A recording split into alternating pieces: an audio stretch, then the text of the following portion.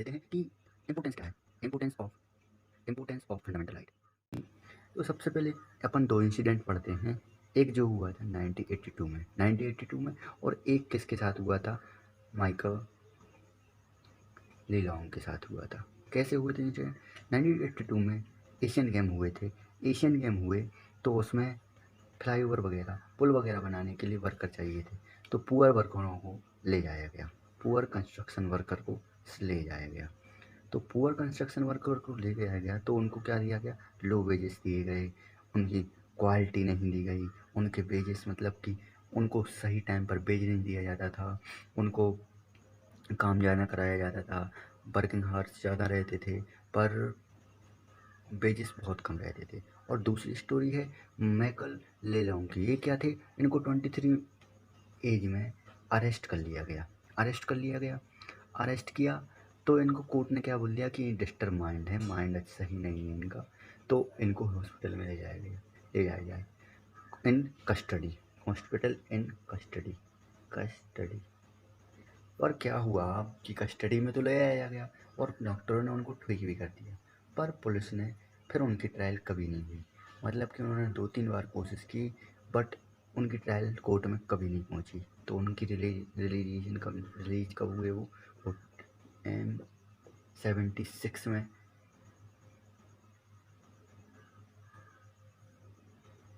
Release हो गए। मतलब कि उन्होंने कुल मिला के 56 ईयर जेल में गुजारे। ठीक है, तो इम्पोर्टेंस इसकी बढ़ जाती है। हम इन दोनों की लाइफ देखते हैं तो इनके राइट वॉयलेटेड हुए हैं। क्या हुआ है, इनके राइट वॉयलेटेड हुए हैं। अब इनके राइट वॉयलेटेड हुए हैं, इसके लिए क्या बनाया गया, फंडामेंटल राइट बनाया गया, फंडामेंटल राइट बना गया। अब दूसरी बात देख रहे हैं, दूसरा टॉपिक है अपना आज का bill of right. Bill of right क्या है? Bill of right, bill of right वह कंपोनेंट है, बिल मतलब बिल ऑफ राइट, ये हमने अमेरिका से लिया गया है क्योंकि अमेरिका में सबसे पहले राइट बने हुए थे, तो बिल ऑफ राइट लिया गया है। बिल ऑफ राइट मतलब किससे रिलेटेड होता है कि ऐसी लिस्ट, सच अ लिस्ट, ऐसी लिस्ट है ऑफ राइट, ऐसी list of right mentions and protected by constitution. मतलब कि ऐसी बिल की कॉपी जिसके लिए जिसमें राइट मेंशन हो और मेंशन के साथ साथ वो प्रोटेक्ट किए जाएं। किसके द्वारा प्रोटेक्ट किए जाएं? कॉन्स्टिट्यूशन के द्वारा प्रोटेक्ट किए जाएं। उसको हम क्या बोलते हैं? बिल ऑफ राइट बोलते हैं हम। बिल ऑफ राइट मतलब कि इसमें सब चीज़ें लिखी रहती हैं, राइट की, इंडिविजुअल के राइट्स क्या हैं और उनको मतलब कि एक इन्फॉर्मेशन वे में लिखा रहता है। तो बिल ऑफ राइट किसे कहते हैं? Such a list right mention protected by the constitution. इसके बाद हम new topic by fundamental right. Fundamental right, अब हमारे फंडामेंटल राइट, सबसे पहली बात ये आती है कि हमारे यहाँ फंडामेंटल राइट कहाँ से लिए गए। मतलब कि सबसे पहले इसका विचार कब आया था? सबसे पहले इसका विचार आया था एक मोतीलाल नेहरू कमेटी बनी थी। कब बनी थी? मोतीलाल नेहरू कमेटी 1928 में मोतीलाल नेहरू कमेटी बनी थी 1928 में। तो 1928 में मोतीलाल नेहरू बनी थी जब अंग्रेज हम लोग को बहुत सप्रेस कर रहे थे, बहुत कष्ट दे रहे थे, तो हमारे पूरे राइट छीन लिए गए थे, एक कोई सा भी राइट नहीं बचा था। तो मोतीलाल नेहरू कमेटी आई थी, उन्होंने ये बोला था कि जब भी हमारा कॉन्स्टिट्यूशन, जब भी हम इंडिपेंडेंस होंगे, जब भी हमारा कॉन्स्टिट्यूशन बनेगा तो वहाँ फंडामेंटल राइट होंगे ही होंगे, फंडामेंटल राइट होंगे ही होंगे। उन्होंने क्या बना बोला था कि जब भी हम इंडिपेंडेंस होंगे, जब भी हमारा कॉन्स्टिट्यूशन बनेगा तो कॉन्स्टिट्यूशन में फंडामेंटल राइट होंगे ही होंगे। अब जब से हम फंडामेंटल राइट की बात कर रहे हैं, अब ये तो हमें पता नहीं है कि फंडामेंटल राइट होता क्या है। सबसे पहले हम वही जान लेते हैं कि फंडामेंटल राइट होता क्या है।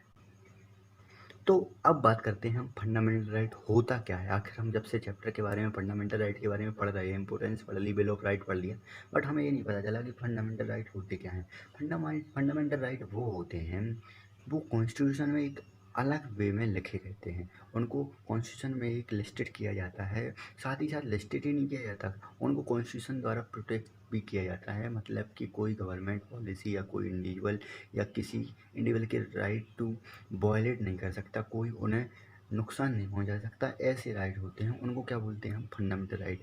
फंडामेंटल राइट कैसे होते हैं? जिनको प्रोटेक्टेड किया जाता है कॉन्स्टिट्यूशन द्वारा, स्पेशल प्रोटेक्ट रहते हैं और लिस्टेड रहते हैं। कहाँ राइट? कहाँ रहते हैं? कॉन्स्टिट्यूशन में लिस्टेड रहते हैं राइट। इसके बाद दो प्रकार के राइट होते हैं, एक ऑर्डिनरी राइट होते हैं और एक होते हैं फंडामेंटल राइट। ऑर्डिनरी राइट मतलब क्या हो गया? ऑर्डिनरी राइट मतलब कि क्या हो गया? ऑर्डिनरी राइट मतलब हो गया जैसे कि अपना राइट टू वोट है, राइट टू वोट। तो ऑर्डिनरी राइट ऐसे होते हैं जिनको हम चेंज कर सकते हैं बाय सिलोरी process, by law making process. किससे कर सकते हैं change? By law making process. But जब फंडामेंटल राइट की बात करते हैं, फंडामेंटल राइट की जब हम बात करेंगे तो फंडामेंटल राइट को हम ऐसे चेंज नहीं कर सकते। फंडामेंटल राइट को हम ऐसे चेंज नहीं कर सकते। फंडामेंटल राइट को चेंज करने के लिए हमें क्या करना पड़ेगा? कॉन्स्टिट्यूशन अमेंडमेंट लाना पड़ेगा।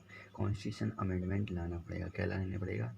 कॉन्स्टिट्यूशन अमेंडमेंट बिल लाना पड़ेगा, जिससे कोई सा भी लॉ अमेंडिंग के थ्रू ही कर सकते हैं। ऐसे हम ऑर्डिनरी बिल के साइड नहीं कर सकते। तो फंडामेंटल राइट की सबसे अच्छी क्वालिटी है कि हम उसे क्वालिटी के साथ करें। उसके लिए हमें कॉन्स्टिट्यूशन अमेंडमेंट बिल लाना पड़ेगा। कॉन्स्टिट्यूशन अमेंडमेंट बिल क्या होता है? इसके लिए मेजॉरिटी की ज़रूरत पड़ती है।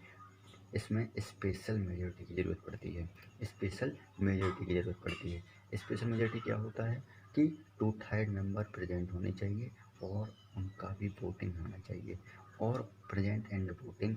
इसके साथ साथ total member of the house,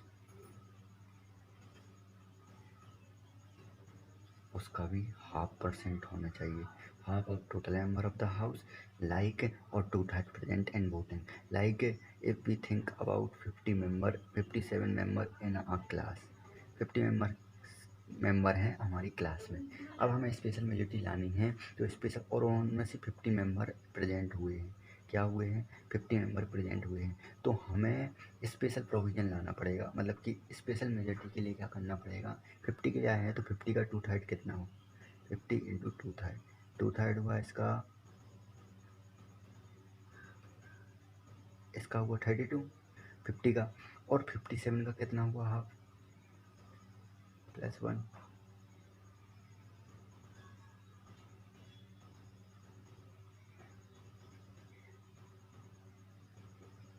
29। तो किसी भी चुनाव जीतने के लिए कितने वोट चाहिए? 29 से ज़्यादा चाहिए और 32 से कम चाहिए। इसको बोलते हैं हम स्पेशल मेजॉरिटी। देखिए दोस्तों, इस वीडियो में इतना ही। अब आगे बढ़ते हैं, आगे बढ़ेंगे हम अगले चैप्टर, अगली नेक्स्ट वीडियो में।